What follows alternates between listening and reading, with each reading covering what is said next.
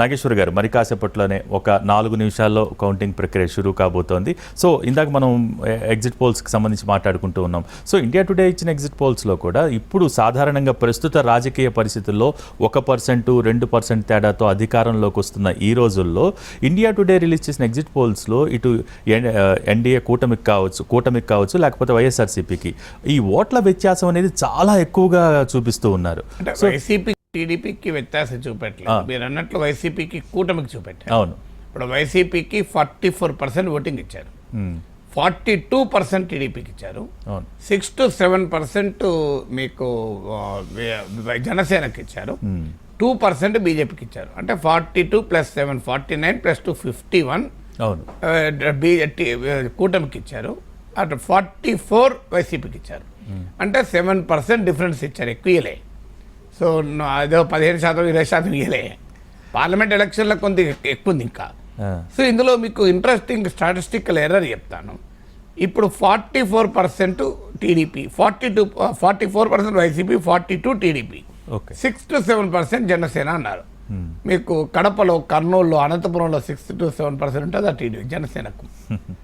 మీకు ఈస్ట్ గోదావరిలో 7% ఉంటుంది ఆ పిఠాపురంలో. అంటే పిఠాపురంలో అది 20% పోవచ్చు. మీకు పవన్ కళ్యాణే చెప్పాడు 18%, 20% మనకు ఓటింగ్ ఉంది అని. మరి ఇక్కడ 20% పోతే అక్కడ 2% తగ్గాలి కదా. మరి ఆటోమేటిక్గా అక్కడ 2% తగ్గింది అనుకోండి, మీకు ఆడ వైసీపీకి 40 పెరుగుతుంది కదా. సో అందువల్ల ఆ స్టేట్ లెవెల్ మ్యాక్రో స్టాటిస్టిక్స్ని బట్టి సీట్ల లెక్కలు వేస్తే కరెక్ట్ కాదు. ఇప్పుడు ఒక్కొక్క కాన్స్టిట్యున్సీలో చూడాల్సి ఉంటుంది కదా. ఇప్పుడు నీకు 6 to 7% జనసేనకు, మీకు ఈస్ట్ గోదావరిలో, వెస్ట్ గోదావరిలో ఉంటుంది, అంతకన్నా చాలా ఎక్కువ ఉంటుంది. సో అందువల్ల ఆ గందరగోళం ఉన్నమాట నిజం. నేషనల్ మీడియా అంచనా వేయడంలో నెంబర్స్ని చూడకూడదు, డైరెక్షన్ చూడాలి.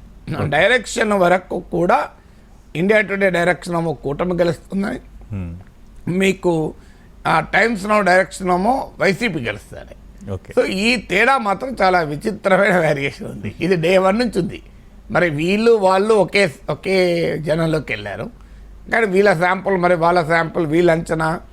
సో నిజంగానే సర్వే ఆధారంగానే అంచనాకు వస్తున్నారా, వాళ్ళ రాజకీయ అభిప్రాయం నుంచి అంచనాకు వస్తున్నారా? ఇంతకుముందు చెప్పినట్లు చంద్రబాబు నాయుడు మొత్తం పరిస్థితి మారిపోయింది అంటున్నారు. అవును. సో టీడీపీ జనసేన కలయిక నెంబర్ 1 ఫ్యాక్టర్ చెప్పడం లేదు, అది కూడా ఒక ఫ్యాక్టర్ అంటున్నారు.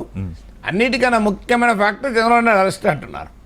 నాకు అర్థం కాదు, అంత ప్రభావం ఉంటే టీడీపీ ప్రచారం ఎందుకు వాడుకోలేదు నాకు ఇప్పటికీ అర్థం కావట్లేదు. ఇప్పుడు ఆమ్ ఆద్మీ పార్టీ ఢిల్లీలో మొత్తం ప్రచారం కేజ్రీవాల్ అరెస్ట్ చుట్టే నడిపారు.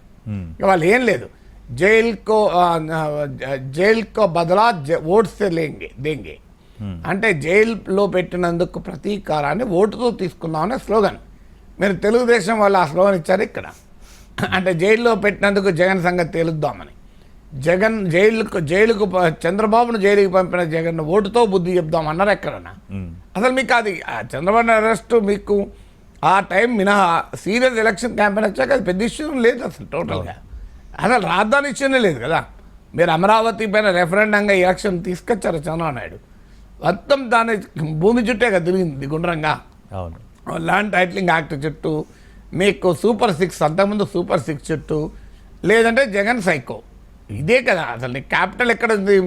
రాజధాని అమరావతి, దివ్యమైన రాజధాని, ఢిల్లీ తలదన్నే అసూయపడే రాజధాని, హైదరాబాదును కన్నా గొప్ప రాజధాని, ఇవన్నీ ఎక్కడన్నా అన్నారా మీరు? గమనించండి, పెద్దగా ఎక్కడొక్కన ప్రస్తావన లేదని అంటలేను. ఆ మాటకైతే జగన్ కూడా వైజాగ్ చుట్టూ క్యాంపెయిన్ నడపలే, 3 రాజధానుల చుట్టూ జగన్ క్యాంపెయిన్ నడపలే, అమరావతి చుట్టూ చంద్రబాబు నాయుడు క్యాంపెయిన్ నడపలే. ఇద్దరు క్యాంపెయిన్లో ప్రస్తావించారు. జగన్మోహన్ రెడ్డి 3 రాజధానుల ప్రస్తావన చేశారు, విశాఖ ప్రస్తావన చేశాడు, చంద్రబాబు నాయుడు అమరావతిని ప్రస్తావన చేశారు. కానీ ఎన్నిక క్యాంపెయిన్ అంతా దాని చుట్టూ ఇప్పుడు ఆమ్ ఆద్మీ పార్టీ ఢిల్లీలో జరుగుతున్న దాని లాగా